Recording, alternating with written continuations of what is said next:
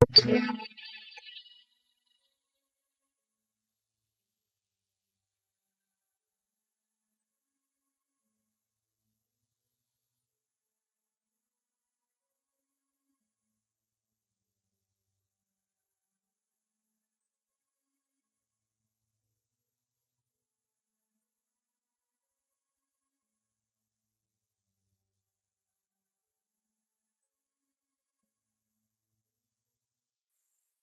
Evening. તો આજે આપણે વાર્તા કરશું નળ ને દમયંતીની. મહાભારત છે એની અંદર એક મેઇન સ્ટોરી છે, જે પાંડવો અને કૌરવોની જે સ્ટોરી છે એનું મેઇન થીમ છે મહાભારતનો. એની સાથે સ્ટોરીઝ છે જેને આપણે ઉપાખ્યાન કહીએ છીએ, અને એમાંનું આ નળ અને દમયંતીની સ્ટોરી છે. પર્સનલી મને એ સ્ટોરી સાથે બહુ લગાવ છે, કારણ કે 1965માં મારા મધર ફાધરે મને રાજકુમાર કોલેજમાં મૂકેલો, અને સ્કૂલમાં ગયો અને 9 વર્ષનો હતો, અને પહેલું ક્લાસ જે હતું એ લાઇબ્રેરીનું ક્લાસ હતું. એટલે મારા જે લાઇબ્રેરીના ટીચર હતા તે વખતે, નામ હતું Mrs Karimbhai,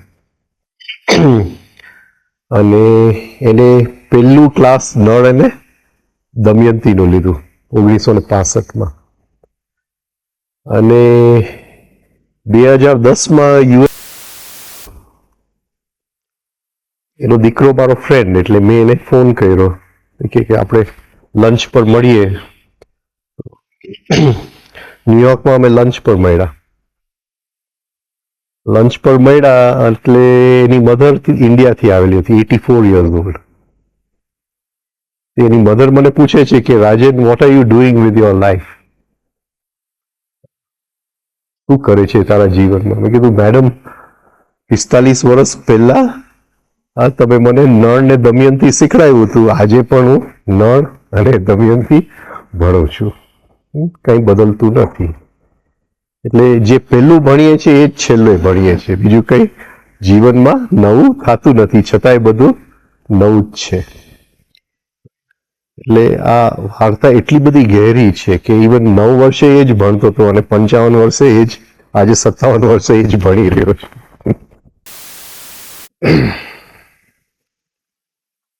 The story of Nala and Damayanti, and it's the story of two people who get married and then are separated, right? It's the story.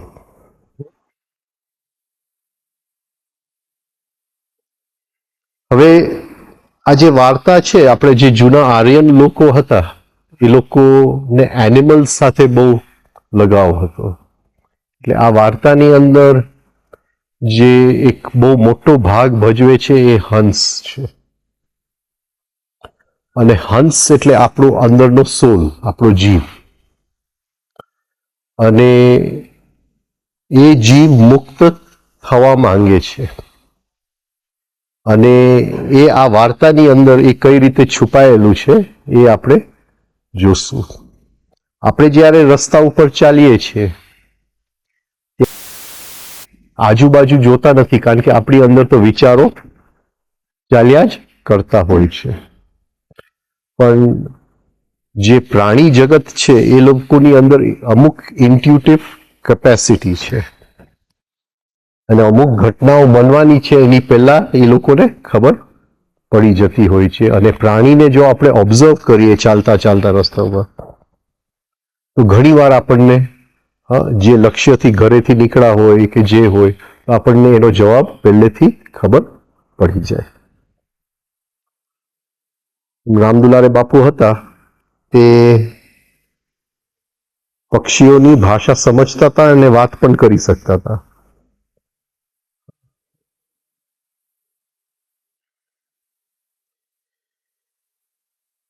એટલે જીવની આઉટવર્ડ જે યાત્રા છે એ હંસ છે. જે અંદરની યાત્રા છે એ સોહમ છે. સોહમ હંસ. હવે પાણી જે છે એ આપણા ઇમોશન્સ, જલ તત્વ આપણું એસ્ટ્રલ બોડી, ઇમોશનલ બોડી, એટલે પૃથ્વીનું એસ્ટ્રલ બોડી શું? તો દરિયો. એવી રીતે આપણું એસ્ટ્રલ બોડી, ઇમોશન્સ જે છે એ બધા ઇમોશન્સ જે છે આપણા અત્યારે એકદમ કુરૂપ છે. એંગર, જેલસી, હેટ, અને એ ઇમોશન્સ ની ટ્રાન્સફોર્મેશનની આ આખી વાર્તા છે કે હંસ જે છે એ પાણી ઉપર ગ્લાઇડ કરે છે. એને પાણી ચોટતું નથી, પણ આપણને લાગણીઓ ચોટ્યા જ કરે છે. બીજું કે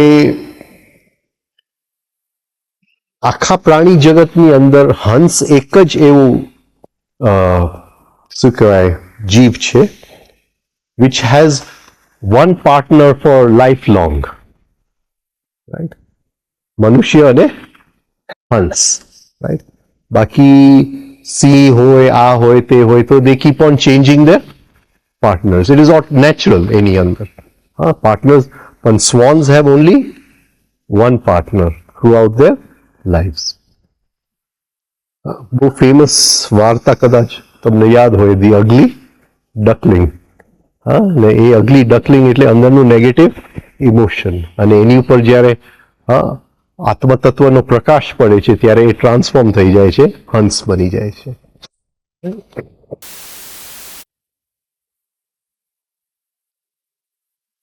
મીરાબાઈ પણ ગાય છે, સાઈ મેં તો પકડી અંબલિયાની આંબો, એટલે જે આપણને અટ્રેક્ટ કરે.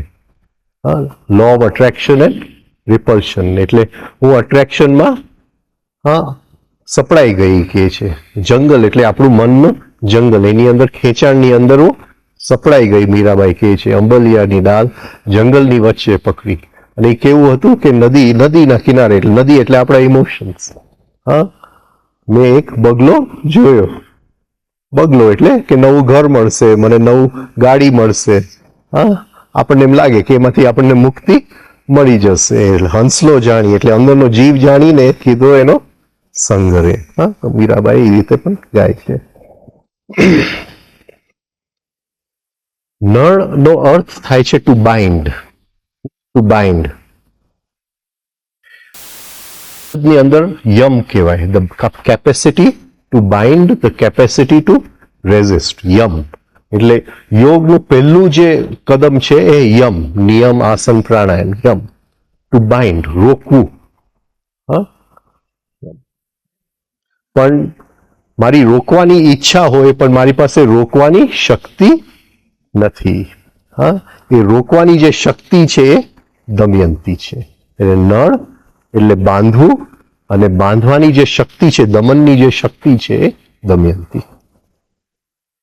એટલે આપણે ઘણી બધી વસ્તુ કરવા માંગતા હોય છે, પણ એ આપણાથી થતું નથી, કારણ કે શક્તિનો અભાવ છે. એટલે અંદરનો જીવ જાગવા માંગે છે, મુક્ત થવા માંગે છે, પણ એની પાસે શક્તિનો અભાવ છે, અને એ શક્તિ દમયંતી છે. એટલે આ આપણે જોઈ ગયા સવારે કે આ જે કેપેસિટી ટુ કંટ્રોલ છે એને વિલ કહેવાય, પણ મનોબલ નહીં, આત્મબલ, spiritual will, the capacity to control. Relaxed will. આપણા મનોબલની અંદર ટેન્શન હોય, સ્ટ્રેસ હોય, આત્મબલની અંદર ડીપ રિલેક્સેશન હોય. તો નળ અને દમયંતીના લગ્ન થાય તો જીવ મુક્ત થઈ શકે.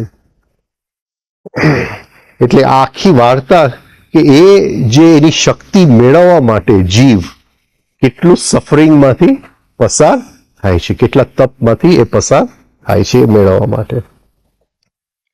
હવે આ વાર્તાનું જે સેટિંગ છે ને બહુ બહુ સુંદર છે. કે મહાભારતની અંદર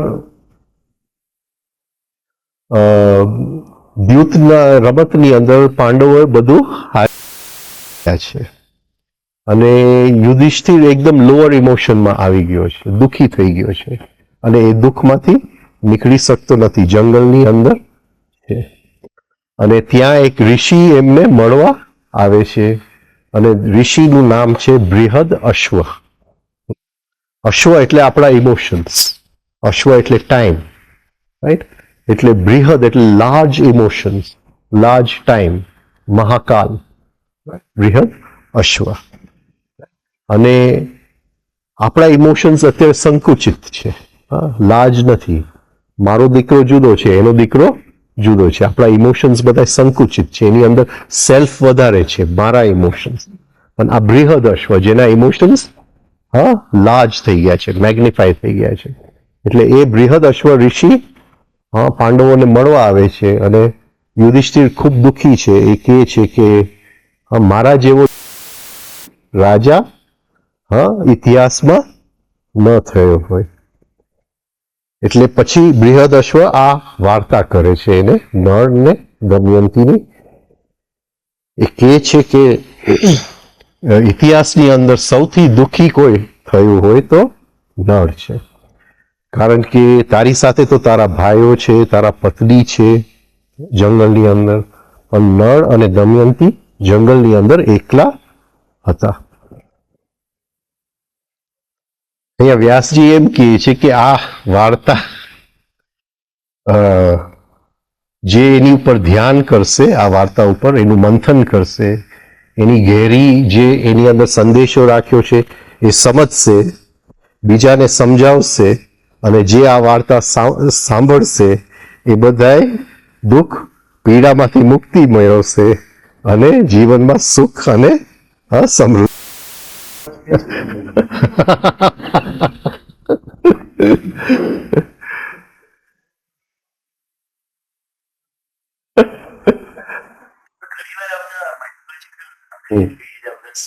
જ્યારે આપ લખે છે તો બધી વસ્તુમાં મિનિંગ છે, તો આવા સ્ટેટમેન્ટ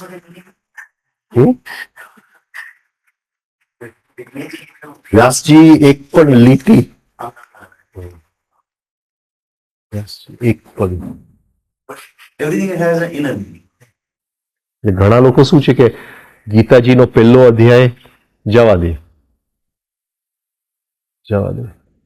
હવે આપણે એમ ગણીએ કે વ્યાસજી કોઈ પણ એક લીટી પણ ખોટું, અને જ્યારે એની ગહેરાઈમાં જાય ત્યારે આપણને ખ્યાલ આવે કે એ સમજ્યા વગર બાકીના 17 અધ્યાય ખાલી ફિલોસોફી જ છે.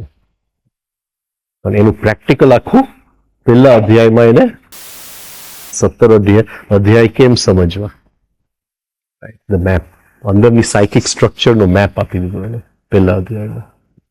અને એ લોકો એને બાયપાસ કરી નાખ્યું કે એની અંદર કંઈ છે નહીં.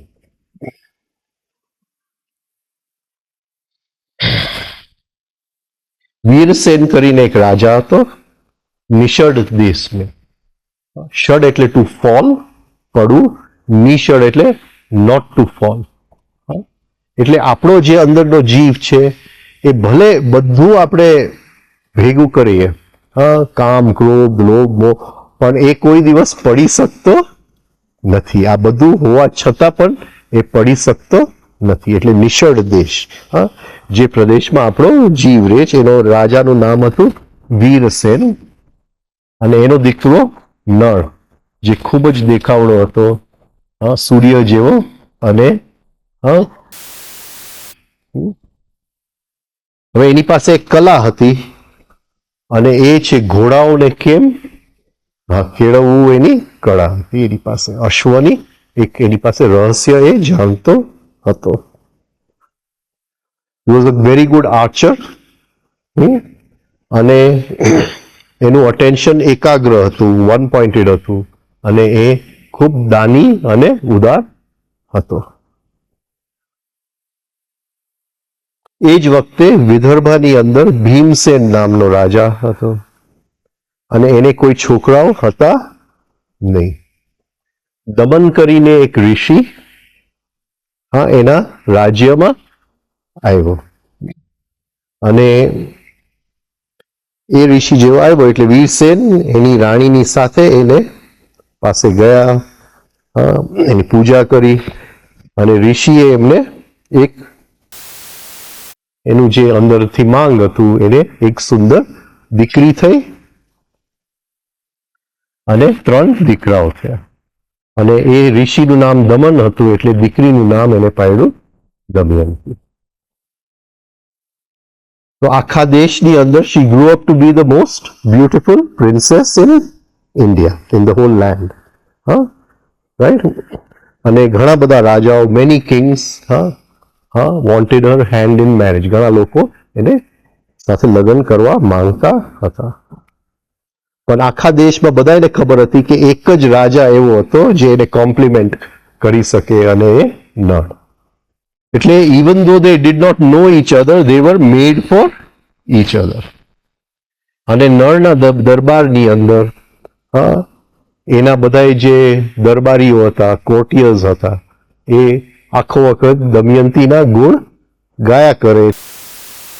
નળને ખબર નથી પણ એ પોતે દમયંતીને જોઈ નથી પણ એના પ્રેમમાં એ પડી ગયો. એટલે એને સમજણ નતું પડતું કે મારી અંદર આ અગ્નિ શું છે, કઈ જાતની અગ્નિ છે. અને એ ગાર્ડનમાં બેઠો બેઠો મેડિટેશનમાં બેઠો રહેતો હતો નળ. ત્યાં એક દિવસ એને saw a pair of beautiful swans, જેના પાંખ, the wings were lined with gold.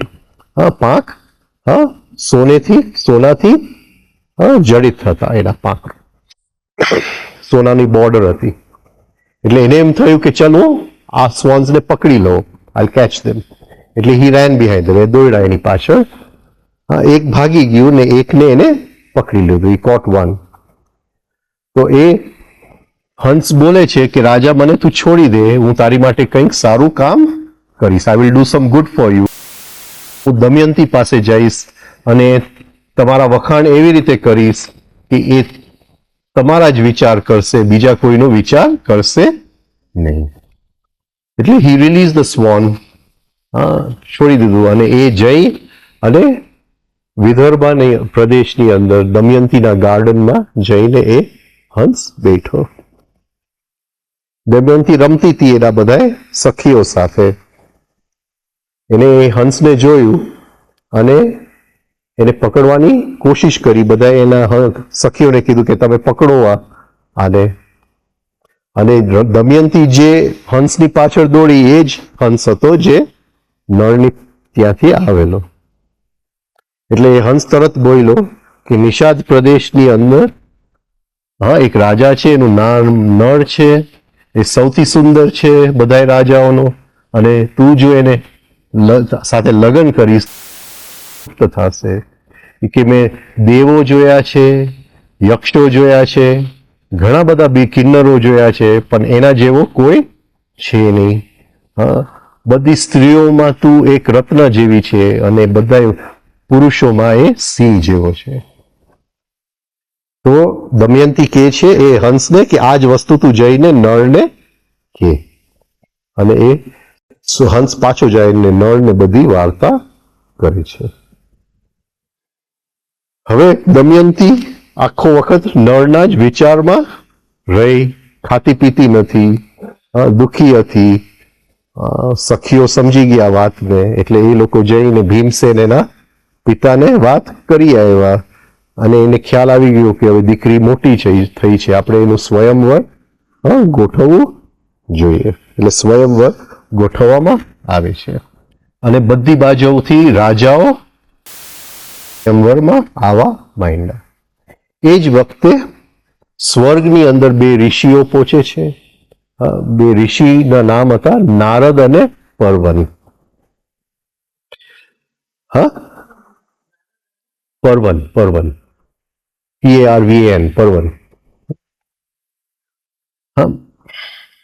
અને ત્યાં ઇન્દ્રએ પૂછ્યું કે શું ચાલે છે પૃથ્વી ઉપર. તો એ કે આવી રીતે દમયંતીનો સ્વયંવર છે. અને એ ઋષિઓએ ખૂબ વખાણ કર્યા, દમયંતીના જે ગુણ બહુ ગાયા. એટલે ઇન્દ્રએ કીધું કે મારે એની સાથે લગ્ન કરવા છે. અગ્નિએ કીધું કે મારે પણ લગ્ન કરવા છે. વરુણે પણ કીધું અને યમે પણ કીધું કે મારે એટલે 4 દેવતાઓએ કીધું કે મારે દમયંતીની સાથે લગ્ન કરવા છે. અને 4 દેવતાઓ હતા એટલે એ લોકોને એમ થયું કે ઓર્ડિનરી મનુષ્યની બદલે ચોક્કસ દમયંતી અમારી સાથે લગ્ન કરશે, અમારામાંથી એકની સાથે કરશે. એટલે આપણે જોઈ લીધું કે નળ અંદરનો કંટ્રોલર, દમયંતી કંટ્રોલિંગ કેપેસિટી, આ 2 વસ્તુ. એટલે અંદરનો જીવ સૂતેલો છે પણ એને જાગવો છે, અને દમયંતી મળે તો જ એ જાગી શકે એમ છે. પણ દમયંતીને મેળવવા માટે સાધના કરવું પડે, અને સાધનામાં વર્ષોનો અભ્યાસ આવે. અધ્યાત્મમાં પહેલું જે કદમ છે આપણું, non expression of negative emotion, રિએક્શનથી મુક્તિ. અને એની માટે આ શક્તિની આપણને જરૂર પડે. એટલે જ્યાં સુધી દમયંતી નથી આપણી પાસે ત્યાં સુધી કોઈ પણ રિએક્શનની અંદર આપણે ખેંચાય જ જવાના છે. હવે આપણે જોયું કે બધી બાજુથી રાજાઓ અને નળ પણ નીકળી પડ્યો વિદર્ભ જવા માટે, અને આ બાજુ દેવતાઓ જમીન ઉપર ઉતરતા હતા, અને એ લોકોએ જોયું કે નળ જઈ રહ્યો છે, અને એ લોકોને દેખાયું કે આ તો બહુ દેખાવડો છે, આપણે એની સાથે વાત કરીએ. એટલે એ લોકો ઉતરા અને નળને કીધું કે તું બહુ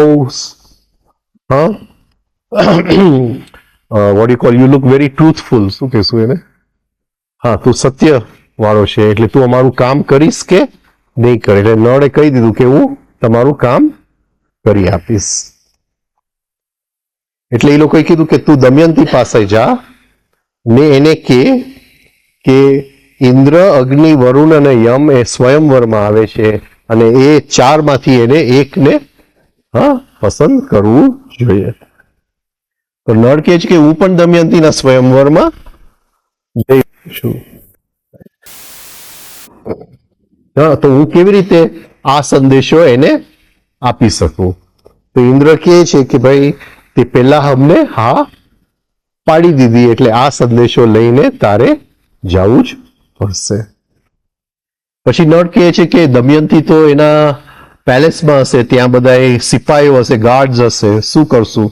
ઇન્દ્ર કીધું તું ચિંતા ન કરતો, કોઈ તારી સામે જોશે નહીં. નળ જાય છે દમયંતીના ગાર્ડનની અંદર, આ દમયંતી બેઠી હોય છે, અને એને એ પહેલી વાર દમયંતીને જોઈએ છે તો એકદમ દેખાવડી હોય છે. તો એક ક્ષણ માટે તો એ ભૂલી જાય છે કે શેની માટે એ ત્યાં આવેલો હતો. દમયંતી પણ એને જોઈએ છે અને એકદમ એના તરફ અટ્રેક્ટ થઈ જાય છે. તરત જ દમયંતી બોલે છે કે તું જો આટલો સુંદર છે, તે મારી પણ સુંદરતા, તું ભગવાન છે, દેવ છે, તું કોણ છે, તું મને કહે. તો એ કહે છે કે હું નળ છું અને હું દેવોનો દૂત તરીકે અહીંયા આવ્યો છું. ઇન્દ્ર, અગ્નિ, વરુણ અને યમ તારી સાથે લગ્ન કરવા માંગે છે, અને કીધું છે કે કાલના સ્વયંવરમાં એમાંથી એકને તું વરજે. દમયંતી કહે છે કે દેવતાઓને મારો સંદેશો પ્રણામ કહેજો, પણ હું લગ્ન તો તારી સાથે જ કરીશ, અને તું મને સ્વીકાર કરી લે. તો નળ કહે છે કે હું તને સ્વીકાર ન કરી શકું, કારણ કે અહીંયા તો હું દેવતાઓનો દૂત તરીકે આવ્યો છું, એટલે એ લોકો સાથે હું બેઈમાની નહીં કરી શકું. તો એ કહે છે કે સ્વયંવરમાં બધાને આવવા દો, બધાની સામે હું તારી ઉપર હાર પહેરાવીશ. રાઈટ? તો નળ જઈને ઇન્દ્રને કહે છે કે ભાઈ આવી રીતે થયું હતું.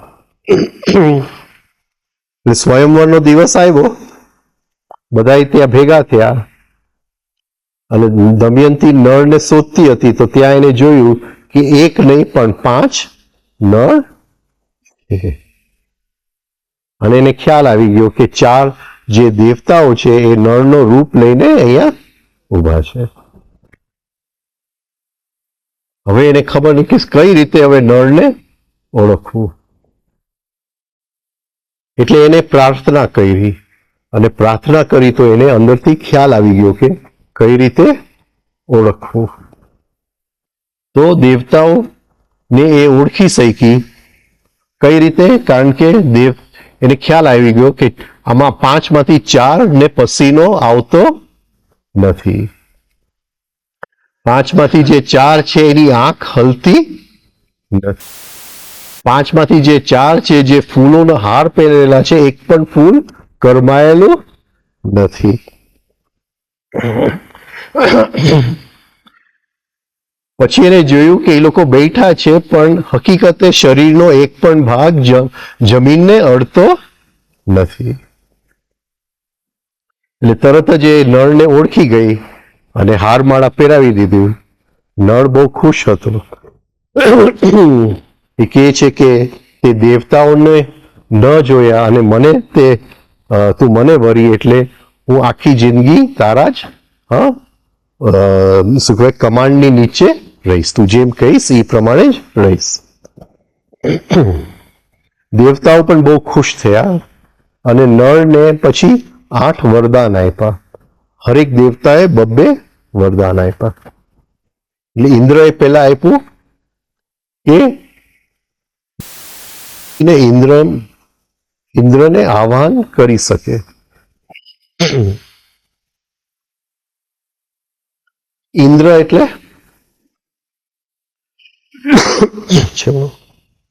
ઇન્દ્ર એટલે ઇન્દ્ર એટલે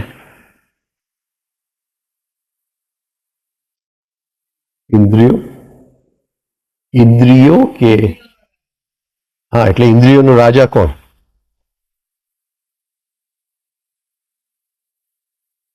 સંવેદનાની શક્તિ.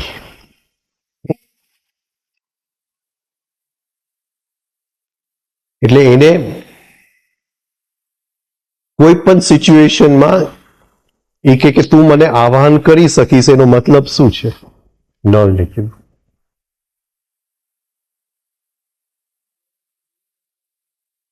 એટલે એ એક્સાઇટમેન્ટમાંથી મુક્ત થઈ શકશે. એને કોઈ એક્સાઇટ કરી શકશે નહીં. બીજું એને ઇન્દ્રએ શું આપ્યું? ગતિ, કે તું ગમે ત્યાં જઈ શકીશ. રાઈટ. અગ્નિએ કે ગમે ત્યાં તું અગ્નિ ઉત્પન્ન કરી શકીશ. અને એ અગ્નિ દ્વારા તું ગમે ત્યાં ગમે તે લોકોની વચ્ચે you will shine out. Yama એ જુદા જુદા ખોરાકની અંદર જુદા જુદા સ્વાદ કાઢવાની શક્તિ એને આપી અને એને કીધું કે સત્યના માર્ગ ઉપર જ તું રહીશ, કોઈ દિવસ એમાંથી અલગ નહીં થાય. વરુણ એને ગમે ત્યાં પાણીની જરૂર પડે. પાણી એટલે ઇમોશન. એટલે ગમે ત્યાં પ્રેમની શક્તિની પડે અને જ્યાં સુધી એના શરીરને ફૂલ અડતા હશે ત્યાં સુધી કરમાશે નહીં. હવે આપણે આપણા મનને જો કામ કરીએ, શાંત કરીએ તો શું થાય? પેલી વસ્તુ we come into the present moment. Present મોમેન્ટની અંદર આપણે આવી જાય. એટલે પ્રેઝન્ટ મોમેન્ટમાં શું હોય? સંવેદનાની શક્તિ હોય. પ્રેઝન્ટ મોમેન્ટ હંમેશા ફ્રેશ જ હોય છે. એ કોઈ દિવસ કરમાતું નથી. ભૂત અને ભવિષ્ય કરમાયેલું છે પણ વર્તમાન ક્ષણ કોઈ દિવસ કરમાયેલું નથી. જેમ આપણું ધ્યાન એકાગ્ર થાય છે, 5 તત્વનું જ્ઞાન આપણને આવે છે. એટલે જીવનની અંદર જુદા જુદા સ્વાદ કેમ કાઢવા એ આપણને આવડતું જાય છે. એક જ પ્રસંગ જુદા જુદા અર્થ કઈ રીતે કાઢવા, જુદા જુદા સ્વાદ કેમ કાઢવા કરી શકે. શિષ્ય છે એ જુદા જુદા નિયમોમાંથી પસાર થાય છે. જ્યારે શિષ્ય ગુરુ પાસે આવે છે ત્યારે હરેક નેગેટિવિટીથી એ ખેંચાયેલો છે, એ અંધકારમાં છે. એટલે આને ગ્રેવિટેશન આપણે કહીએ કે એ ગમે તે ચાલવા માંગે પણ ફરીથી શિષ્ય ખેંચાતો જાય. એટલે ધીમે ધીમે શિષ્ય જેમ પોતાના ઉપર અભ્યાસ કરતો જાય એને ગ્રેવિટેશનમાંથી મુક્તિ. હવે હા, જે નેગેટિવ ઇમોશન્સ છે એને ફરીથી ખેંચી શકે એમ નથી, એટલે એની અંદર એક મેગ્નેટિક સેન્ટર ડેવલપ થાય. હા, મેગ્નેટિક સેન્ટર એટલે હવે જીવન એની મેળે હવે ગોઠવાતું જાય છે. હા, જેવું ડેવલપ થાય એટલે સામે જે ઘટનાઓ આપણને મળવા આવે એ આપણા સાધનાને હેલ્પ કરવા માટે જ મળવા આવે. જે મિત્ર અત્યાર સુધી હતા જેને રસ ન હોય એ રાતોરાત ખરી પડશે, નવા મિત્ર આવી જશે. આને મેગ્નેટિક સેન્ટર એટલે શિષ્ય ગુરુ પાસે પહેલા આવે એટલે લો ઓફ ગ્રેવિટેશનમાં હોય, પછી આવે લો ઓફ મેગ્નેટિઝમમાં આવે. હા, કે એના સાધના માટે જે જે જરૂર હોય એ અટ્રેક્ટ કરતો જાય. ધીમે ધીમે અંદરનું જે હોવાપણું છે, જે અંદરનું સત છે એના ફિલ્ડમાં એ શિષ્ય આવી જાય. એ ફિલ્ડમાં હોય એટલે હા, એ હવે એ જ અંદરનું સત્ય શિષ્યને અટ્રેક્ટ કરે છે. એટલે શિષ્યનો પોતાનો અભ્યાસ છે અને અંદરથી સત્ય પણ એને, ભગવાન પણ એને અટ્રેક્ટ કરી રહ્યા છે. એક કૃપા, લો ઓફ ગ્રેસમાં આવી જાય. આ 3 લોઝ માંથી શિષ્ય પાસ થાય. Law of gravitation, law of magnetism, grace. આ 3 laws. The first is where there's lot of negativity is always pulled to the ground. So that is law of gravitation. As he works on himself, he develops a magnetic center. So magnetic center, suddenly the events in life start arranging themselves in a way that help him in his inner transformation. Old friends change, new episodes happen in life. The magnetism attracts life. So from law of gravitation, he moves to the law of magnetism. And as he approaches truth, he comes closer to the truth. Truth has its own pull, Sat. Law of grace, he comes. Now that truth starts entering into his life. He starts living that truth. So he says, "Hey, Devtao, the 4 gods, they were not touching any part of the earth." એક નળને એ વરદાન આપ્યું, right? જીવનની અંદર મુક્તિ આપણને મળે છે ત્યારે આ બધા લોઝમાંથી આપણને મુક્તિ મેળવવા માંડે છે, મળવાની શરૂઆત થાય છે. અને એ જે ધારણા શક્તિ જે છે એ દમયંતી છે. હવે દેવતાઓ લગ્નમાંથી, સ્વયંવરમાંથી ફરીથી સ્વર્ગમાં જઈ રહ્યા છે અને સામે બીજા 2 દેવતાઓ આવી રહ્યા છે અને એ છે કલી અને દ્વાપર. એટલે કલી અને દ્વાપર આ 4 દેવતાઓને જોયે છે એટલે એ ઇન્દ્ર એને પૂછે છે કે તમે ક્યાં જઈ રહ્યા? તો કે અમે દમયંતીના સ્વયંવરમાં જઈ રહ્યા છે. અને કલી કહે છે કે મારે તો દમયંતી સાથે જ લગ્ન કરવા છે. એટલે ઇન્દ્ર તરત જ કહે છે કે ભાઈ એ સ્વયંવર તો પૂરા થઈ ગયા. એ કે કોને પરણી દમયંતી? તો એ કે એ તો નળ, કે 4 દેવતાઓને છોડીને નળને પરણી, તો મારે હવે એને નળને શ્રાપ આપવો પડશે. તો ઇન્દ્ર એને બહુ શાંત કર્યો કલીને કે દમયંતીએ જે નળને વરી એ અમારા પરમિશનથી જ વરી છે. અમે હા પાડી છે. અને જો તું નળને કોઈ પણ રીતે તું શ્રાપ આપીશ તો એ શ્રાપ તારી ઉપર પાછો આવશે. અને એ કહેતા 4 દેવતાઓ ચાલ્યા જાય. પણ કલી પોતાનો ગુસ્સો કંટ્રોલ કરી શક્યો નહીં અને એને દ્વાપરને કીધું કે હું નળના શરીરની અંદર, એના મનની અંદર જઈશ અને એની પાસે દ્યુતની રમતમાં બધું એ હારી જાય એવું કરીશ. દ્વાપરને કહે છે કે જે દ્યુતના 2 જે ડાઇસ હોય એની અંદર તું ચાલ્યો જાજે અને એવી રીતે તું પાસા પડજે કે નળ બધું હારી જાય. એટલે કલી પછી નિષાદ પ્રદેશમાં ગયો જ્યાં નળનું જે રાજ્ય હતું, પણ એને તરત જ ચાન્સ ન મળ્યો નળના શરીરની અંદર એન્ટર થવા માટે, કારણ કે નળની સ્થિતિ જ બહુ ઊંચી હતી. પછી એક દિવસ નળ નાયા વગર સાંજની સંધ્યા કરવા ગયો, અને તે વખતે એ થોડો નીચે પડ્યો એટલે કલી એના શરીરમાં પ્રવેશ કરી ગયો.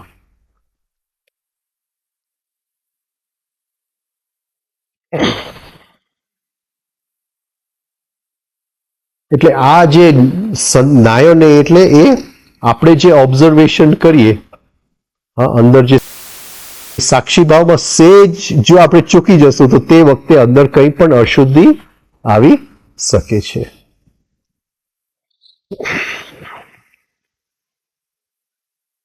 પછી કલી જાય છે નળના નાના ભાઈ તરીકે પાસે, પુષ્કર એનું નામ, અને એને કહે છે કે હવે નળ મારા કંટ્રોલમાં છે, તું એને દ્યુત માટે આમંત્રણ આપ અને એની અંદર એ બધું હારી જશે, તું રાજા બની જઈશ. એટલે પુષ્કર નળને આમંત્રણ આપે છે અને રમત ચાલે છે, અને રમત 3 મહિના સુધી ચાલે છે. ધીમે ધીમે નળ બધું હારતો જાય છે. ઘણી વખત એના મિનિસ્ટરો આવે છે, લોકો આવે છે એને સમજાવવા માટે, પણ એ સમજતો નથી, કારણ કે કલી એના મનની અંદર પ્રવેશ. દમયંતીને ખ્યાલ આવી જાય છે કે આ બધું હવે હારવાની તૈયારીમાં છે. એટલે એનો એક જે ટ્રસ્ટેડ, જેની ઉપર એને ટ્રસ્ટ હતું, એવો એક ચેરિયટર, એનું નામ વાર્ષ્ણેય, અને એને કહે છે કે તું આ મારા 2 પુત્રને લઈ અને મારા પિતાના પ્રદેશમાં ચાલ્યો જાય. નળ બધું હારી ગયો એટલે કપડાં ઘરેણાં બધું કાઢી અને એક જ કપડું વીંટી, દમયંતી પણ એક જ કપડું વીંટી, અને બંને જંગલની અંદર ચાલ્યા ગયા. 3 દિવસ સુધી એ લોકો ખૂબ રખડ્યા, પણ કંઈ પણ ખાવા પીવાનું મળ્યું નહીં. પછી પક્ષીઓનું એક ઝુંડ હતું, તો નળે થયું કે એક જો પક્ષીનો જો હું શિકાર કરી શકું તો અમને કંઈ ખાવાનું મળી જાય. એટલે પોતાનું જે કપડું હતું એ કાઢી ઉપર ફેંકે છે. પક્ષીઓ તરત જ એ કપડું લઈને ઉડી જાય છે, અને પાછળથી એ લોકો બોલે છે કે અમે પક્ષીઓ નથી, અમે તો એ પાસા હતા, આ એક કપડું એ બાકી કેમ રાખવું, એ અમે લેવા માટે આવી ગયા હતા. નળ એકદમ ઉદાસ થઈ ગયો, એકદમ ભૂખો, કપડા વગરનો. એને દમયંતીને કીધું કે આ રસ્તો તારા પિતાના રાજ્ય સુધી જાય છે, તું ત્યાં પહોંચી જા. એટલે દમયંતીએ કીધું કે હું તને છોડીશ નહીં. એ લોકો જંગલમાં રખડતા હતા, ત્યાં એક કંઈક ખંડેર જેવું એક મકાન મળ્યું, અને કીધું કે અહીંયા રાત રોકાઈ જાય. કલી તો હજી નળના શરીરમાં જ હતો, એટલે એને રાતે નળને કીધું કે હવે તું દમયંતીને છોડી દે. એટલે અડધી રાતે દમયંતી સૂતી હતી, પાસે જે એક કપડું હતું એ નળે અડધું કાપી પોતે એટલું વીંટી અને નીકળી ગયો.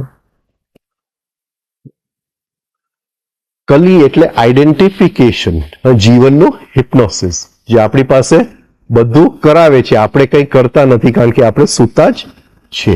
એ અંદરનું કલી, જે અંદરનું કાઉન્ટિંગ. સવારે આપણે વાત થઈ, કલી મીન્સ ટુ કાઉન્ટ. કલી યુગ, યુગ ઓફ કાઉન્ટિંગ, જે બધું ગણતરી જ થાય છે. સવારે દમયંતી ઉઠી તો એકદમ પાગલ જેવી થઈ ગઈ. એને ખ્યાલ આવી ગયો કે નળ ભાગી ગયો છે. જગ્યા જગ્યા પણ નળનું નામ લઈને બોલવા માંડી, પણ ક્યાંય નળ મળ્યો નહીં. અને એક અજગર હતો, એ અજગરે એને પકડી લીધું અને એને ગળવાનું ચાલુ કર્યું. અજગર એટલે અનકોન્શિયસ, ગર એટલે ગળવું, અજગર એટલે જે જન્મેલો નથી એને ગળી જવું, જે જન્મેલો નથી એને ગળી જવું, એ અજગર. ત્યાં એક શિકારી આવ્યો. શિકારીએ જોયું કે આ અજગર એને ગળી જાય છે, એટલે અજગરને મારી નાખ્યો અને એને બચાવી દીધું. પણ શિકારી પછી જોયું એના તરફ, આમ તો એકદમ બધી મેલથી ને ઢંકાયેલી હતી, ધૂળ બધું એની ઉપર ચડી ગયું, પણ છતાં એને ખ્યાલ આવ્યો કે આ તો બહુ દેખાવડી છે, એટલે શિકારીનું જરા મન લલચાયું. દમયંતી પાસે એવી એક શક્તિ તો હતી, હા, એટલે જેવું એ શિકારી સામે એને જોયું, એ શિકારીનું ભસ્મ થઈ ગયું. હવે દમયંતી જંગલમાં નળને ગોતવા માંડી, ઝાડોને પૂછે, પહાડોને પૂછે, અને 3 દિવસ પછી એકદમ થાકેલી, ખાધા પીધા વગર એક એવા જંગલમાં આવે છે જ્યાં એને એકદમ એ જંગલ આખું દિવ્ય જ લાગે છે. અને જ્યારે આપણે ખૂબ દુઃખી હોય છે, હા, અને બધું હારી જાય, જ્યારે અંદરનો કરતા ભાવ, હા, સેજ જો ઠંડો પડી જાય તો મનની અંદર એવી જગ્યાએ આપણે પહોંચી જાય જ્યાં કદાચ કંઈક આગળ શું થવાનું છે એનો ભાસ આપણને થાય.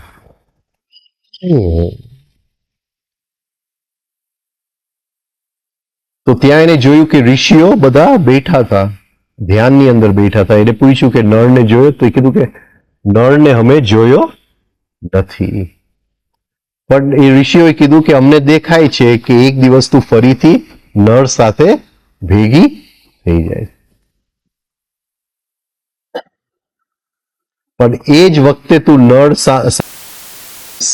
જ્યારે એ પીડા અને દુઃખમાંથી મુક્ત હશે.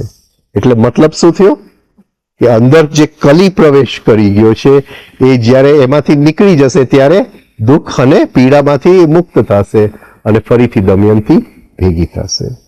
હકીકતે કલી આપણા બધાની અંદર પ્રવેશ કરી ગયો છે, અને આપણને એમ લાગે છે કે આપણે જીવીએ છીએ, પણ હકીકતે એ જ કલી આપણા માટે જીવે છે.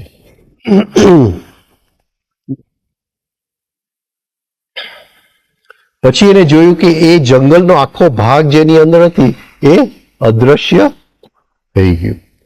એટલે કલી એટલે કલી યુગ, જ્યાં આપણે બધું ગણીએ છીએ.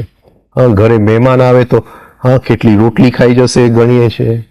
હા, આપણે આપણી અંદર પોઝેસિવનેસ ઘર કરી જાય છે, એ બધું કલિયુગનું. કલિયુગ જેની અંદર we want to control everything. હા, બધી જગ્યાએ આપણે જ બધાને કંટ્રોલ કરવાની કોશિશ કરીએ છીએ, અને આ જે છે it is a very law state of consciousness. હા, એટલે એની અંદર આપણે હિપ્નોટાઇઝ છે. એટલે એ કલીમાંથી મુક્ત થવા માટે ઘણું બધું સફરિંગ, હા, તપમાંથી પસાર થવું પડે. હવે દમયંતી આ બાજુ એ આખું જે જંગલ હતું એ હા ગાયબ થઈ ગયું. હકીકતે અંદરની ઇન્ટ્યુશનની વાત છે કે કોઈક વખતે ઇન્ટ્યુટિવ કેપેસિટીમાં આપણે પહોંચી જાય તો આપણને દેખાઈ જાય. દમયંતી આગળ જાય જંગલમાં અને અશોકનો ઝાડ જોઈ છે. એટલે એ અશોકને ઝાડને કહે છે, હા, તો તારું નામ be true to your name, be true to your. શોક એટલે, અને અશોક એટલે દુઃખમાંથી મુક્તિ. કોણ હતું અશોકના ઝાડની નીચે? સીતા. હા, સીતા. સીતા એટલે મસ્તી. એટલે રાવણ એને અપહરણ કરી શકે પણ રાવણ એને પોઝેસ ન કરી શકે, એને હા પોઝેસ ન કરી શકે. રાવણ એટલે જે રડે એ રાવણ. હા, એટલે આપણી અંદર એ જે આખો વખત રડ્યા જ કરે છે કે મારે આ પણ જોઈએ છે ને મારે આ પણ જોઈએ છે, રાવણ. હા, તો રાવણને સંતોષ મળી શકે પણ મસ્તી ન મળી શકે. મસ્તી આનંદ ન મળી શકે. મસ્તી આનંદ એટલે સીતા. હા, એ ન મળી શકે, કારણ કે મસ્તી આનંદ અપહરણ કરવાથી મળતું નથી. અપહરણ કરવાથી. હવે દમયંતી જોઈએ છે કે કારવા જઈ રહ્યું છે, લોકો, ઘોડા, હાથીઓ, ઊંટો, અને એક નદી પાર કરી રહ્યા છે.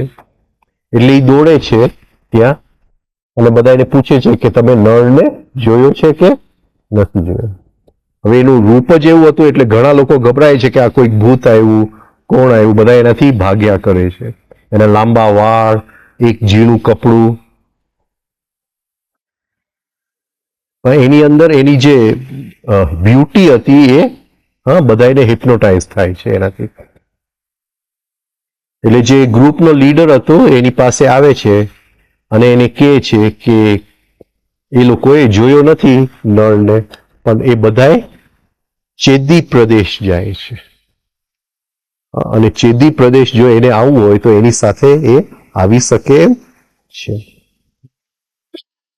ચેદી કોણ હતો? ચેદીનો રાજા.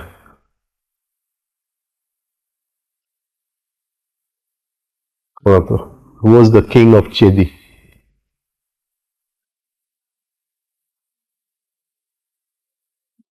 શિશુપાલ.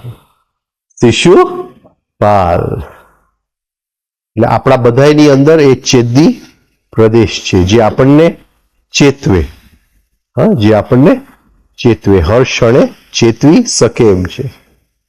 રાઈટ? પણ અત્યારે એનો રાજા કોણ છે? શિશુપાલ. શિશુપાલ એટલે શું? શિશુ એટલે બાળક અને ટુ એનું પાલન કરો, એને સાચવી રાખો, અંદરના બાળકને સાચવી રાખો. એટલે બાળક કહે છે કે ભાઈ આ મારું રમકડું છે, હું કોઈને આપીશ નહીં. અને મેમ્બર ઓફ પાર્લામેન્ટ હશે તો કહેશે કે આ મારું સિંહ કોઈને આપીશ નહીં. કઈ ફરક પડ્યો? અંદરનો શિશુપાલ ત્યાં ને ત્યાં જ છે. એટલે એ શિશુપાલને જો મારી શકીએ આપણે, અંદરના શિશુપાલને, તો ચેદી પ્રદેશ ઉપર જે રાજા બેસે છે એ શિશુપાલનો દીકરો, એનું નામ Dhrishtaketu. Dhrishtaketu. Ketu means to shine, અને Dhrishtaketu means to shine in the future. જેની અંદર દીર્ઘ દ્રષ્ટિ છે, જે જોઈ શકે છે કે સાચું ખોટાની જેની અંદર ફરક છે, એ આપણી અંદરનો ચેદી પ્રદેશ છે. પણ અત્યારે તો ત્યાં શિશુપાલ બેસી ગયો છે અને શિશુપાલ એની રમત રમ્યા કરશે ત્યાં સુધી એ પ્રદેશ આપણી માટે ખુલશે નહીં.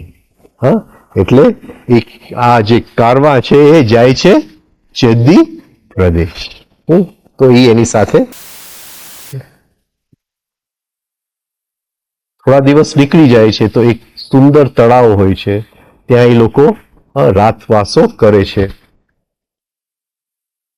હવે રાતે એક જંગલી હાથીઓનું ઝુંડ આવે છે અને આ કારવાની અંદર બીજી હાથીઓ હતા, એનાથી એ લોકો ઉત્તેજિત થાય છે અને એ આખું ઝુંડ કારવાની ઉપર, અને લોકો આમથી આમ ભાગે છે, બધું ખલાસ થતું જાય છે, બધું નાશ પામી જાય છે. જે એ લોકો લઈને બધું આવેલા, કેટલા મરી જાય છે, છોકરાઓ મરી જાય છે, ઘોડાઓ, ઊંટો. દમયંતી પણ ભાગે છે. સવારના થોડા લોકો જે બચે છે એ લોકો રડતા હોય છે, કારણ કે એના જ કોઈકના માતા પિતા છોકરાઓ મરી ગયા હોય છે, બધા એનું રડતા હોય છે. અને જેવું દમયંતીને જો એની ઉપર ગુસ્સો કરે છે કે આ કોઈક ડાકણ આવી હશે જેની લીધે આ બધું થયું.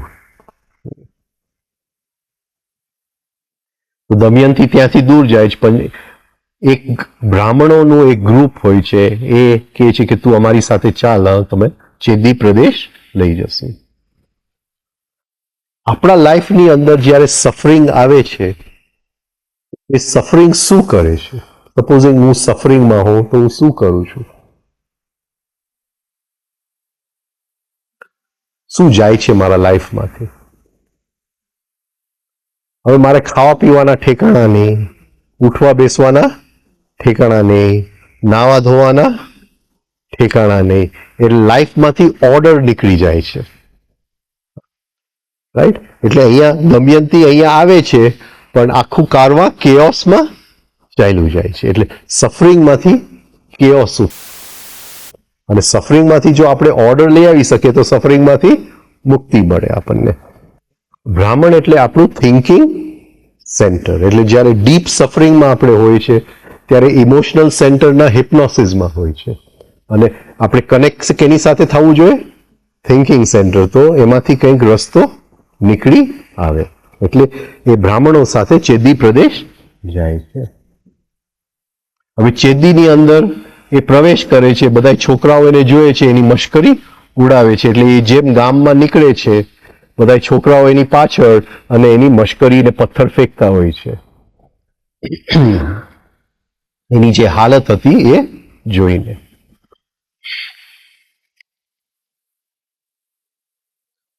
હવે જેવું એ મહેલ પાસે આવે છે એટલે રાજમાતા બારીમાંથી જોતી હોય છે અને એ જોયે છે કે છોકરાઓ બધા આની મશ્કરી કરે છે, પણ આ તો બહુ દેખાવડી. તરત જ માણસને મોકલીને કહે છે કે એને રાજમહેલમાં બોલાવો. તો એ કહે છે કે તું આટલી બધી મેલી છે છતાંય તારું જે રૂપ છે એ એકદમ બહાર નીકળી આવે છે. તું કે મને તું કોણ છે? દમયંતી રાજમાતાને કહે છે કે હું એક સાધારણ પત્ની છું જેનો હસબન્ડ ખોવાઈ ગયો છે અને એને હું શોધી રહી છું અને જ્યાં સુધી મળશે નહીં ત્યાં સુધી મને ખુશી નહીં મળે. તો રાણી કહે છે કે રાજમાતા કહે છે કે મને તારા તરફ ખૂબ લગાવ આવે છે, તું અહીંયા રહે અને મારા માણસોને હું મોકલીશ તારા પતિને શોધવા માટે. કે હું રહીશ, એક શરતે રહીશ કે કોઈનું એઠું નહીં ખાઉં, કોઈ બીજાના પગ નહીં ધોઉં અને કોઈ પણ પુરુષ મારી સાથે વાત ન કરે. છતાંય હું બ્રાહ્મણોને મળતી રહીશ અને મારા વરના એટલે નળના વેરઅબાઉટ પૂછતી રહીશ. એટલે રાજમાતા બધું હા પાડે છે અને એની દીકરીને બોલાવે છે કે તું આનું ધ્યાન રાખજે. દીકરીનું નામ સુનંદા. એટલે હવે આનંદ આવવાની તૈયારીમાં છે. સુનંદા. ચેદી પ્રદેશ, આપણે એ પ્રદેશનો ઉપયોગ કરીએ છીએ કે નહીં?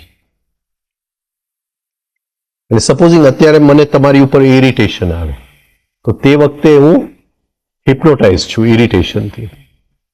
પછી હું શાંતિથી બેઠો હોઉં અને મને આવે કે અરે મને તો ઇરિટેશન આવી ગયું. હવે જો ગિલ્ટ આવશે તો ખોટું થઈ જશે, તો વેડફાઈ જશે બધું. પણ અંદર મને જો મારે પ્રાયશ્ચિત કરવું હોય તો એ કોન્શિયસલી એ અંદરથી હું ફરીથી નીકળી જાઉં, 2-3 વાર નીકળી જાઉં, ચોથી વાર ઇરિટેશન આવશે, હવે મને નહીં આવે. આ જે પ્રયોગ છે એ ચેદી પ્રદેશનો પ્રયોગ છે. ચેતવવાનું, ચેતવું આપણે. તો આવું જેમ વધારે ને વધારે આ કરતો જઈશ એમ જ્યારે પણ મને ઇરિટેશન આવશે અંદરથી મને ચેતવશે કે આ તો ભાઈ પેલા આવી ગયું છે, હવે તું ઇરિટેટ થતો નહીં. એટલે એની જે સખી છે સુનંદા, ટુ એટલે ગુડ ફોર્ચ્યુન, આનંદ એટલે એવો આનંદ જે which comes from good Fortune. એટલે હવે ચેદી પ્રદેશમાં આવી ગઈ એટલે જે જૂનું થઈ ગયું હતું હવે ત્યાં એ હવે રૂજ લઈ આવશે. જે જૂના ગાવ છે એ બધાની ઉપર એ રૂજ લઈ આવશે. એ ચેદી પ્રદેશ. અને આ હિલિંગ આપણે બધાએ કરવું જ પડે કારણ કે પડેલા છે. હવે નળ એ દમયંતીને છોડીને જંગલની અંદર ગયો અને આગળ ગયો ત્યાં એને ખૂબ મોટું એક અગ્નિનો દડો દેખાયો, અ બિગ બોલ ઓફ ફાયર. અને એ ફાયરમાંથી એક અવાજ આવ્યો કે હે નળ, ગભરાતો નહીં, આ અગ્નિની અંદર તું આવી જા. નળ એ અગ્નિની અંદર ગયો અને ત્યાં જોયું કે એક મોટો સાપ બેઠો હતો. સાપનું નામ હતું કરકોટક. એ સાપે કીધું કે યુગો પહેલા કોઈક ઋષિને જોડે મેં ઋષિને હેરાન કર્યો હતો અને એને મને શ્રાપ આપ્યો અને હું અહીંયા તે વખતથી પડેલો છું. અને એને કીધું કે તું હલી નહીં શકે, કંઈ પણ નહીં કરી શકે, તું આ અગ્નિમાં ના દડામાં જ રહીશ જ્યાં સુધી નળ તને બચાવ નહીં. એટલે સાપે કીધું નળને કે તું જો મને ઉચકીને આ અગ્નિના દડામાંથી બહાર કાઢીશ તો હું તારા માટે કંઈક સારું કરીશ. એટલે નળે એ કર્કોટકને ઉપાડ્યો. કર્કોટે કીધું કે તું આમ ચાલતો જાજે, હા, અને ગણતો જાજે કેટલા ડગલા તું ચાલ્યો. એટલે નળ ચાલતો ગયો, કર્કોટકને ઉપાડી અને એના ડગલા ગણતો ગયો. જેવો એ 10 બોલ્યો, હા, એટલે એ સાપે એને દસી લીધો અને નળના શરીરમાં એનું ઝેર ફેલાવા માંડ્યું.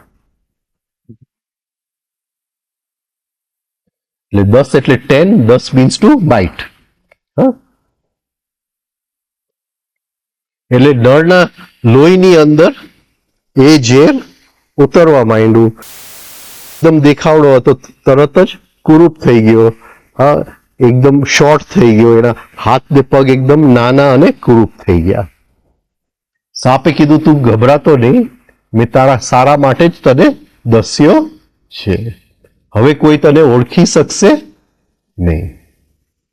તને જે તકલીફ થઈ છે જીવનની અંદર એ કલીના કારણે થઈ છે. કલી તારા મનની અંદર ઘૂસી ગયો છે અને તારા બધા વિચાર એના કંટ્રોલમાં છે. તું જે દ્યુતની રમતમાં હાર્યો હતો એ પણ કલીના કારણે હાર્યો હતો.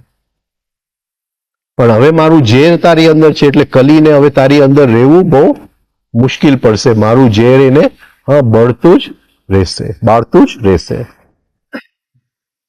હવે તું અહીંથી અયોધ્યા જા અને ત્યાંના રાજાનું નામ છે Rituparna. Rituparna means a new leaf.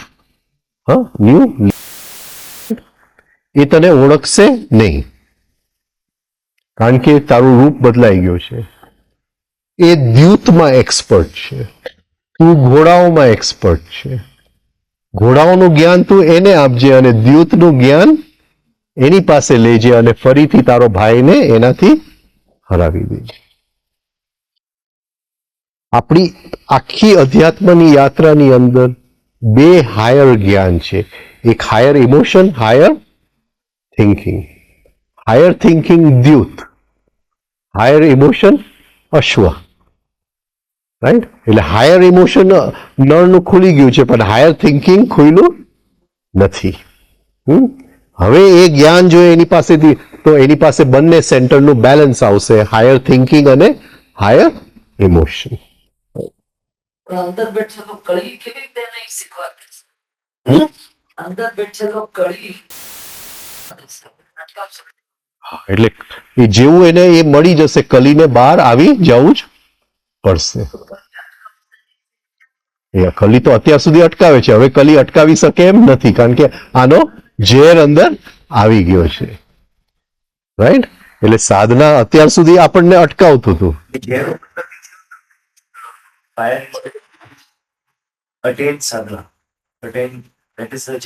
શેનું ઝેર છે? આપણા હૃદયની અંદર શેનું ઝેર? શું વસ્તુ આપણને દસે? કોન્શિયન્સ.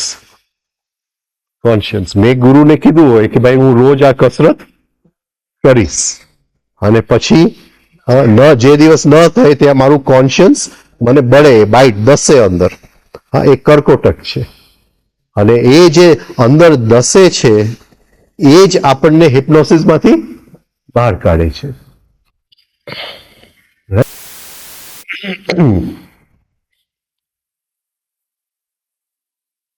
એટલે બધાની અંદર આ વસ્તુ પડેલું હોય છે, એને રિમોર્સ કે આપણે, પશ્ચાતાપની અગ્નિ. અને એ પશ્ચાતાપની અગ્નિ જગાડવું જરૂરી છે તો કલિયુગમાંથી મુક્તિ મળી જશે. અને તને જે દિવસે તારું ઓરિજિનલ રૂપ પાછું જોઈએ તો આ તું શાલ લઈ લે, તારા ખભા ઉપર મૂકી દેજે, તને તારું ઓરિજિનલ રૂપ મળી જશે.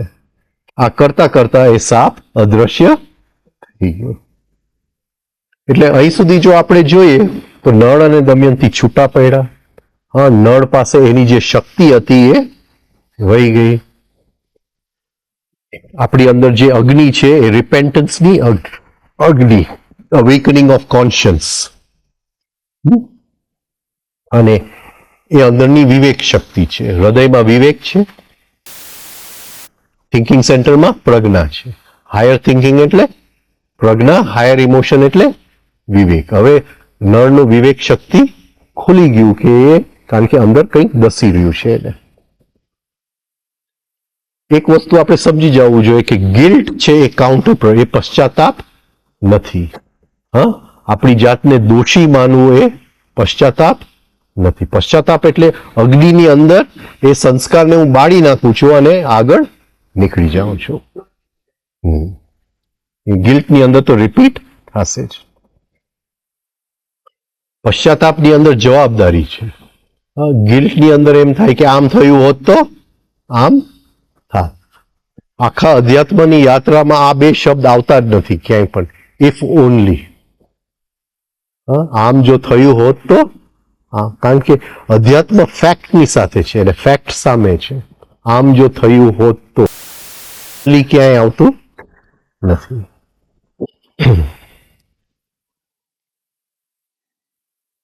એટલે આ જે અગ્નિ છે એ પર્ગેટરી, જે આપણે કે ટુ પર્જ આવરસેલ્વ્સ.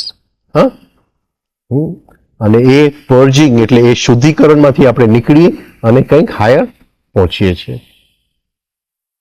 આપણી બધાની અંદર એ વિવેક શક્તિ છુપાયેલી છે, કોન્શિયન્સ છુપાયેલું છે. પણ એ બંધાયેલા સાપની જેવું છે. એ સાપને એમાંથી બહાર કાઢવો પડે. બીજું જે 10 નંબર છે એ પહેલું ડબલ નંબર છે. પહેલું ડબલ નંબર છે એટલે અદ્વૈતમાંથી દ્વૈતમાં આવે છે.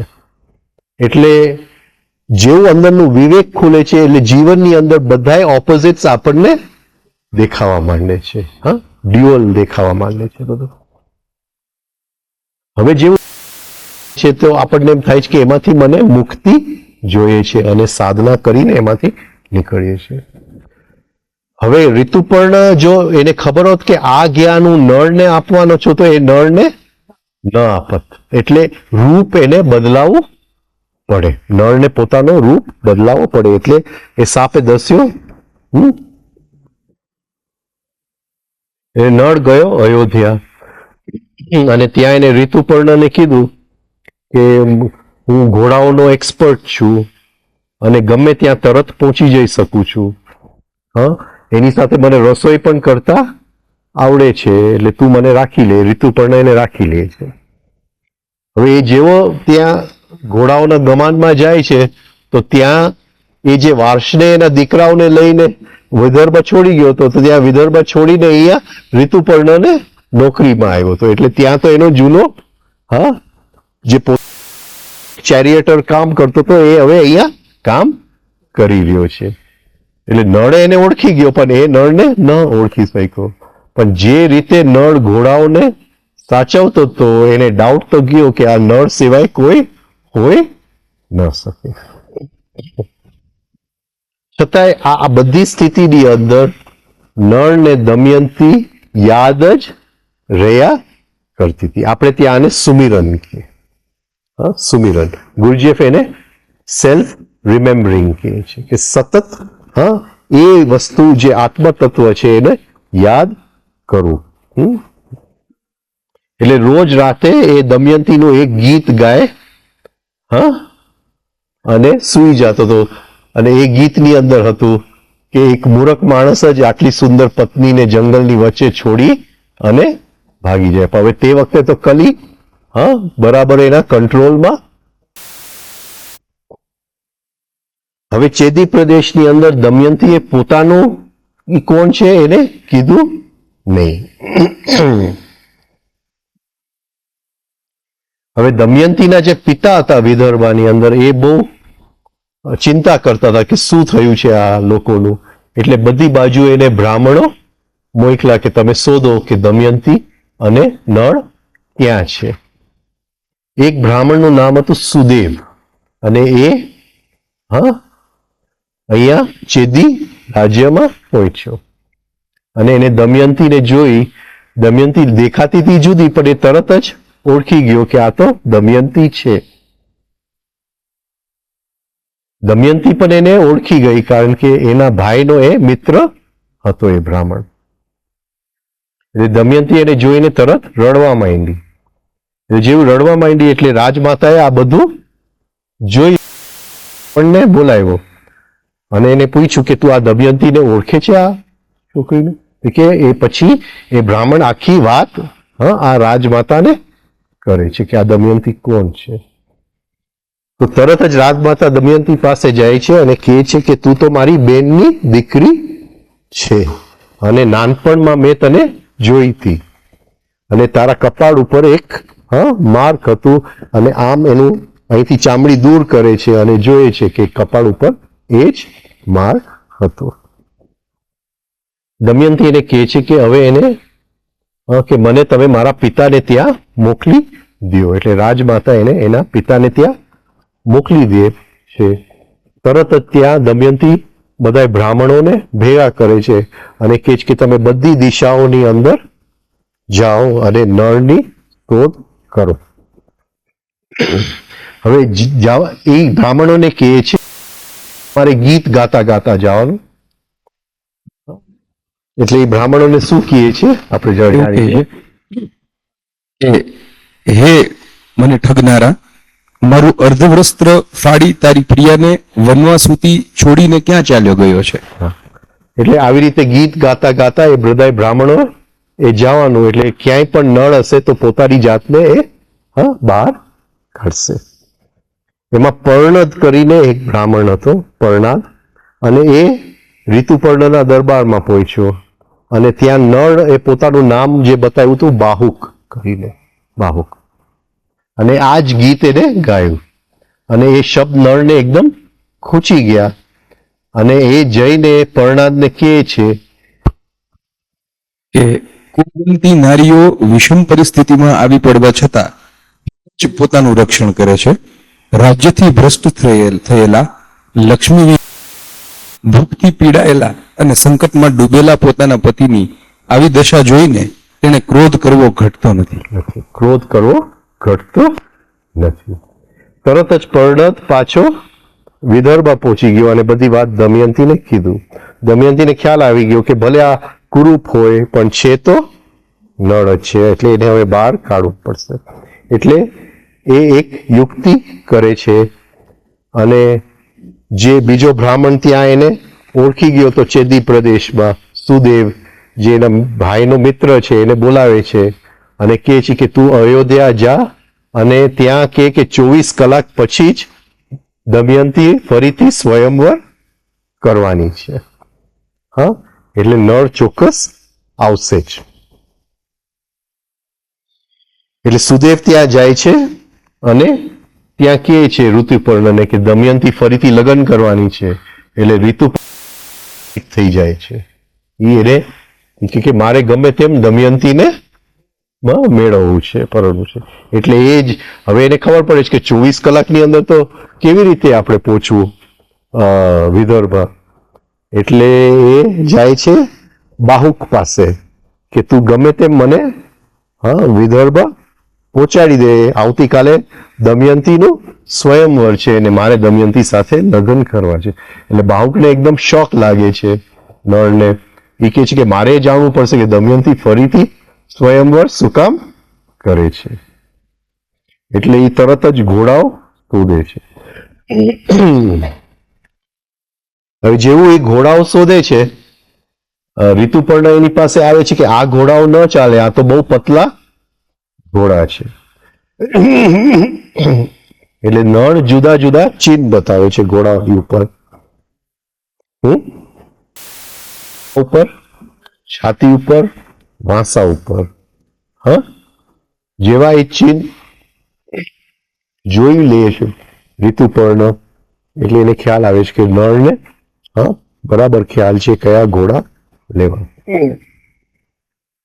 એટલે આપણને અહીં સુધી ખ્યાલ છે કે નળ એટલે આપણો જીવ, જેને જાગવું છે, એની માટે એને શક્તિની જરૂર છે.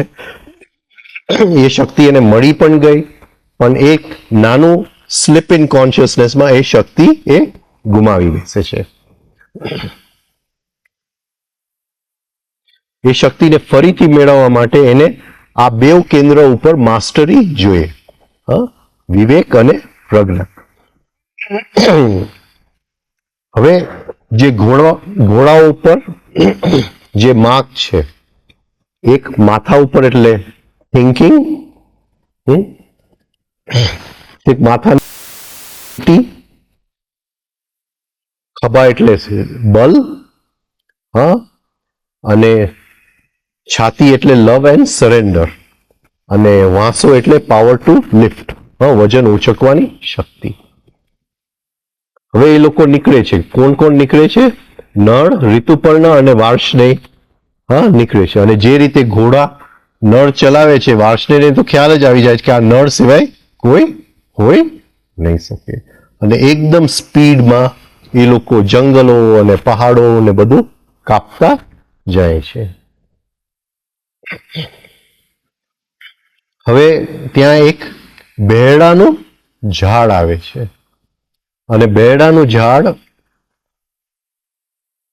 પાસે નળ ઘોડાને રોકે છે કે થોડો થાક ખાવો પડશે. ઋતુપર્ણ એની ઉપર ગુસ્સો કરે છે કે મારે ઉતાવળ છે, ગમે તેમ દમયંતીને મેળવવું છે. ઘોડાઓને પણ નળ એની વાત માનતો નથી, અને ત્યાં ઘોડાઓને થાક ખવડાવે છે. હવે બેરડાનું ઝાડ જે છે એ ખૂબ સિગ્નિફિકન્ટ છે. એટલે આયુર્વેદમાં તો એના ઘણા બધા ઓલા છે, પણ એની અંદર નહીં જાય. એટલે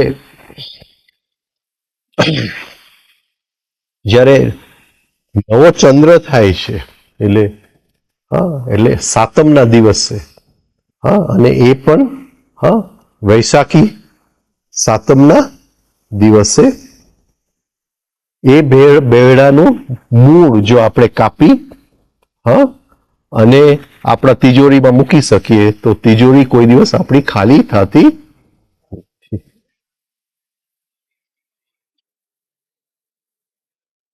હા?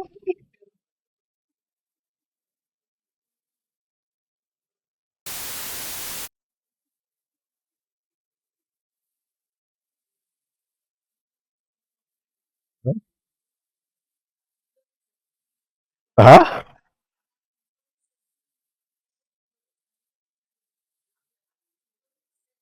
એ તમે વિચારી લ્યો.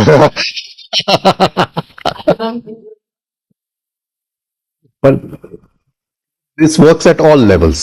એટલે જે લેવલે તમારે ઉપયોગ કરવો હોય, જે લેવલે ઉપયોગ કરવો હોય. હવે એ ઝાડ તરફ આંગળી કરી અને ઋતુપર્ણ બાહુકને કહે છે કે આ ઝાડ ઉપર આટલા જ પાંદડા છે. પછી કહે છે કે આ ડાળ ઉપર પણ આટલા જ પાંદડા છે. એટલે બાહુક કહે છે કે એ શક્ય નથી કે કોઈ કહી શકે કે આ ઝાડ ઉપર પાંદડા છે. એ તો પાંદડા ગણવા માંડ્યો. ઋતુપર્ણ ઉતાવળ કરતો હતો કે એને દમયંતીના નળ કે પાંદડા ગણ્યા વગર અહીંથી, એટલે પાંદડા એક્ઝેક્ટ ઋતુપર્ણએ કીધા એટલા જ નીકળ્યા. એટલે બાહુકે એને કીધું કે મને તું આ જ્ઞાન આપે, હું એની બદલામાં આ ઘોડાનો જ્ઞાન તને આપી દઈશ. હવે સિચ્યુએશન એવું હતું કે એને દમયંતીના સ્વયંવરમાં પહોંચવું હતું, એટલે તરત જ અગ્રી થઈ ગયો કે આ તો જ્ઞાન લઈ લે. હા, અને નળનું હાયર થિંકિંગ ખુલી ગયું. નળે કીધું કે તને ઘોડાઓનું જ્ઞાન આપ, કે એ તારી પાસે રાખ, હું મારી થાપણ છે, ગમે ત્યારે હું તારી પાસે એ જ્ઞાન માંગી લઈશ.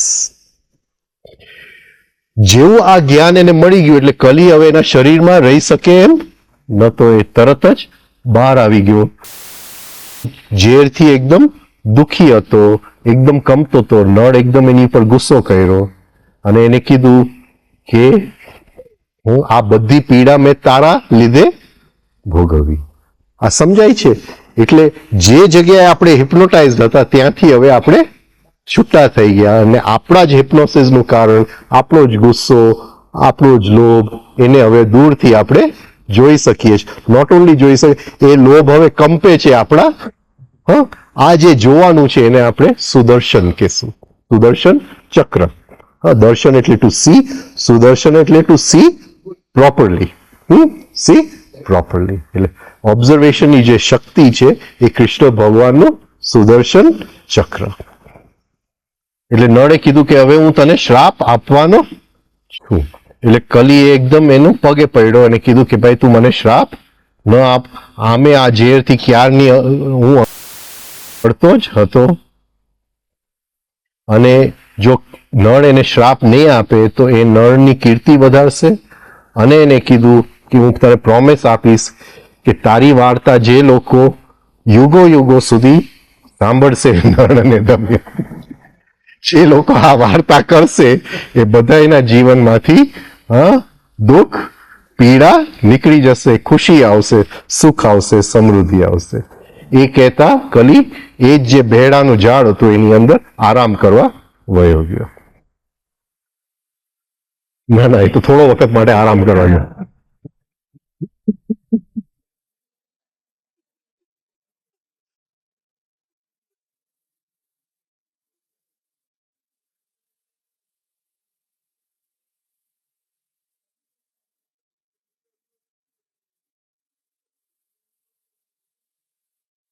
એટલે જેવું સૂર્ય બીજે દિવસે એ લોકો કુંદિનપુર એટલે વિદર્ભ નહીં રાજધાનીમાં પહોંચ્યા. ઘોડાઓનો એવો જોરદાર અવાજ આવતો હતો, ત્યાં દમયંતી એ અવાજ સાંભળ્યો અને એને ખ્યાલ આવી ગયો કે આ નળના જ ઘોડા હોઈ શકે. એને બાહુકને જોયું મહેલમાંથી અને એને ખ્યાલ કે આ તો એકદમ કુરૂપ છે, પણ હવે એને ખ્યાલ પણ આવી ગયો કે આ નળ છે. એટલે એ પોતાની એક સખીને મોકલે છે જેનું નામ હતું કેશિની. કેશ એટલે વાળ, પણ કેશ જે શબ્દમાંથી આવે છે ક્લેશ. ક્લેશ એટલે જે દુઃખનું બીજ. પતંજલિ કહે છે 5 ક્લેશ છે. કાલે જો ટાઈમ મળશું તો ક્લેશો વિશે થોડી વાત કરશું આપણે. તો 5 જે ક્લેશ છે, અવિદ્યા, અસ્મિતા, રાગ, દ્વેષ, અભિનિવેશ, આ 5. એટલે જે કેશને દૂર કરે એને આપણે કેશવ કહીએ. જે ક્લેશને દૂર કરે, જે ક્લેશને દૂર કરે એને આપણે કેશવ કહીએ. એટલે એની નામ હતી કેશી. હવે બધું દુઃખ દૂર થવાની તૈયારીમાં છે. એટલે એ ત્યાં જાય છે અને બહુકને ઘણા બધા સવાલ પૂછે છે. બહુક એ પૂછે છે કે દમયંતી ફરીથી લગ્ન શું કામ કરે છે. હવે આ બાજુ ઋતુપર્ણ ત્યાં ભીમસેનના દરબારમાં જાય છે. હવે દમયંતીએ એના પિતાને કીધું નથી કે આવી રીતે મેં સંદેશો મોકલ્યો છે. એટલે એ જાય છે સ્વયંવર માટે, ને અહીંયા કઈ સ્વયંવરની તૈયારી છે નહીં, એટલે એ બોલતો નથી. એટલે ભીમસેને કે તું શેની માટે અહીંયા આવ્યો છે? તો એને કંઈક ડાઉટ તો જાય કે કંઈક ગોટાળો છે. એટલે કે ખાલી હું ફરવા માટે આવ્યો. તો કે તું રે અહીંયા મહેમાન તરીકે.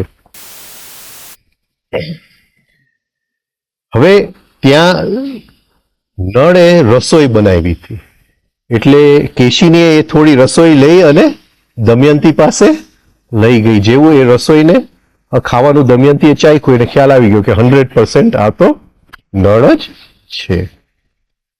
એટલે એને શું કર્યું, એના 2 છોકરાઓને મોકલા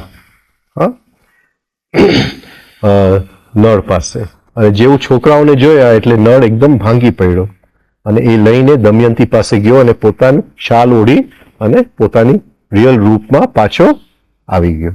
અને દમયંતીને બધી વાત કરી કે ભાઈ મેં તને નથી છોડી, પણ કલી મારા શરીરમાં હતો એટલે મેં તને છોડ્યો હતો. ત્યાં બીજે દિવસે દમયંતીના પિતા ભીમસેન પાસે ગયા, જેને નળને ખૂબ બધું સંપત્તિ આપી પાછો એના રાજ્યમાં, અને પુષ્કરને કીધું કે મારે તારી સાથે હવે દ્યુત રમવું છે. દ્યુતમાં ફરીથી બધું જીતી ગયો, પણ રાજ્યનો એક ભાગ કાઢી અને એને પુષ્કરને આપી દીધું કે તું શાંતિથી રે. અને આ રીતે નળ અને દમયંતી શાંતિથી રહ્યા. Pushkar to do more, to give generously. Pushkar to give a lot, ખૂબ કરવું. પુષ્કર એક ભાગ રાજાએ એક ભાગ એને આપી દીધો. એટલે જયારે પછી કોન્શિયસનેસ જ્યારે આવે છે, નળ ને દમયંતી ભેગા થાય છે, જીવ મુક્ત થાય છે, પછી કોઈના પ્રત્યે ગાંઠ રહેતો નથી, શક્ય જ નથી. શક્ય જ નથી કે કોઈના પ્રત્યે કંઈ પણ જાતની એનમિટી શું કહેશું, દ્વેષનો ભાવ રહી શકે. જે આપણે સૌથી ખરાબ જેને કર્યું હોય એ પ્રેમ સિવાય કંઈ હોય ન શકે. ચલો અહીંયા પૂરું કરીએ.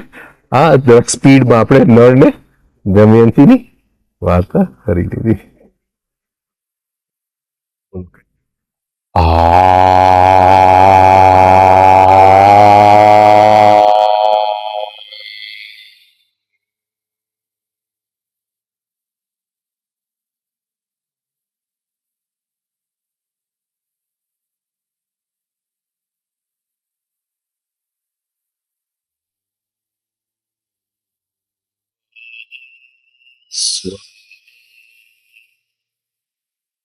તત્સવિતુર્વરેણ્યમ ભર્ગો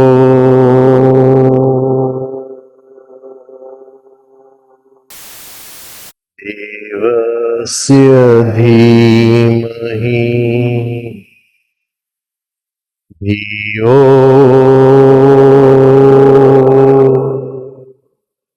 यो नः प्रचोदयात्.